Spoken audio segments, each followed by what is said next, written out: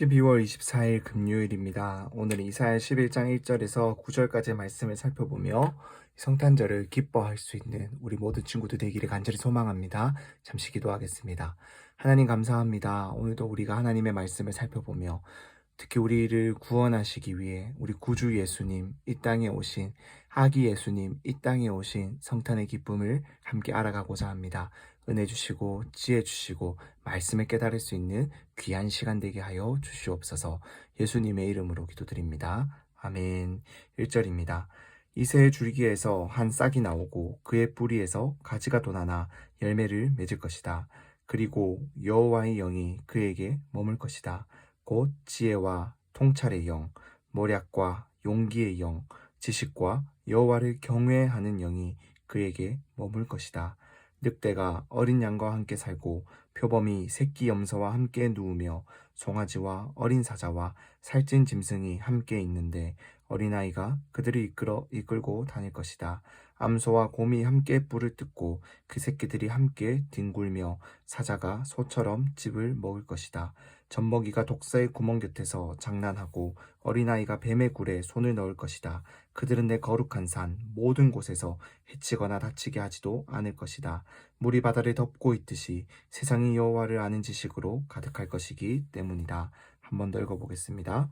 이새의 줄기에서 한 싹이 나오고 그의 뿌리에서 가지가 돋아나 열매를 맺을 것이다. 그리고 여호와의 영이 그에게 머물 것이다. 곧 지혜와 통찰의 영, 모략과 용기의 영, 지식과 여호와를 경외하는 영이 그에게 머물 것이다.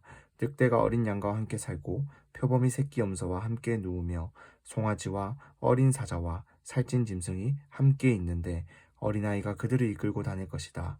암소와 곰이 함께 풀을 뜯고 그 새끼들이 함께 뒹굴며 사자가 소처럼 짚을 먹을 것이다.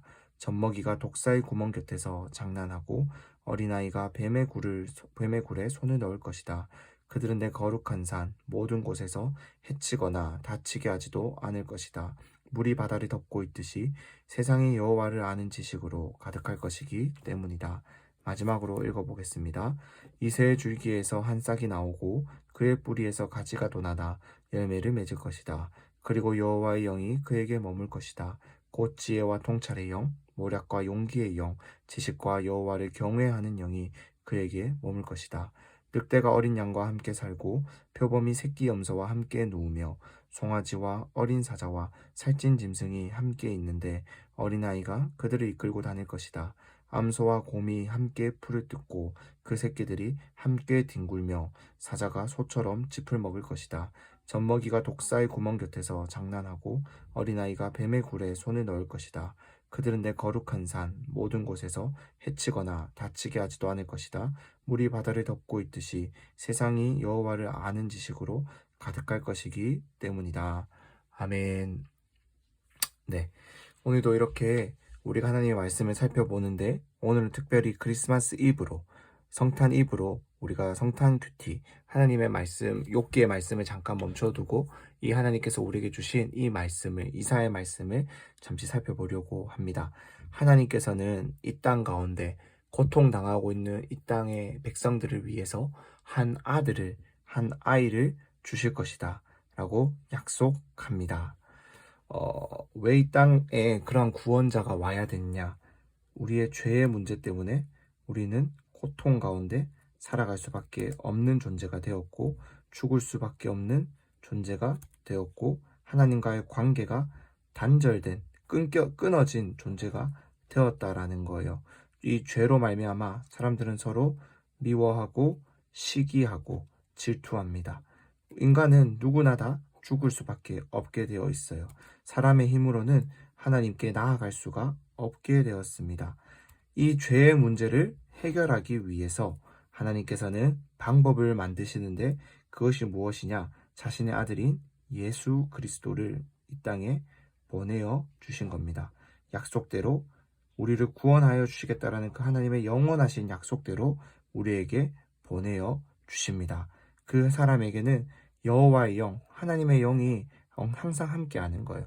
삼위일체 하나님과 예수 그리스도는 한 분 하나님으로 하나님의 마음이 그에게 머무는데 하나님의 영이 그에게 머무는데 그 영은 어떻게 그를 이끌어가느냐? 지혜와 모든 것을 통찰하게 하시고 모략, 모든 일을 가장 바르게 지혜롭게 할 수 있는 온전한 지혜를 주시고 용기를 주시고 지식과 하나님만을 찬양하는 영이 그에게 머물게 되면서 우리들에게 하나님을 예배하는 법이 무엇인지, 하나님 나라의 백성으로 살아가는 자가 어떻게 살아가야 하는지 우리의 똑같은 몸을 입고 오신 예수님께서 보여주시는 거예요. 우리의 가장 완벽한 표본, 모범, 예가 되어 주신다라는 것입니다. 그래서 그 예수 그리스도가 이 땅에 오셔서 왕이 되어서 다스리는 나라는 어떠한 나라냐? 바로 6절에서 9절까지의 말씀의 나라입니다. 물이 바다를 덮고 있는 것처럼, 바다에는 물이 가득하잖아요. 그런 것처럼 하나님을 아는 지식으로 이 세상이 가득하여지고, 그 예수 그리스도 다스리는 나라는 그 지식으로 가득한 나라가 되는데, 그 나라에서는 바로 이렇게 잔인하고 육식동물과 같은 사람들이 그들의 먹이가 되는 어린 양과 함께 살고, 송아지와 함께 살고, 사자와 짐승이 함께 있고, 심지어 그 모든 것들을 아무런 힘이 없는 어린아이가 다스리는 그러한 나라, 즉 평화와 모두가 서로를 사랑하며 하나가 되는 그러한 완벽한 공동체가 만들어지는 그러한 나라가 이제 하나님 나라, 예수 그리스도가 이 땅에 오셔서 다스리게 되시는 그 완벽한 나라가 될 것이다 라는 것입니다.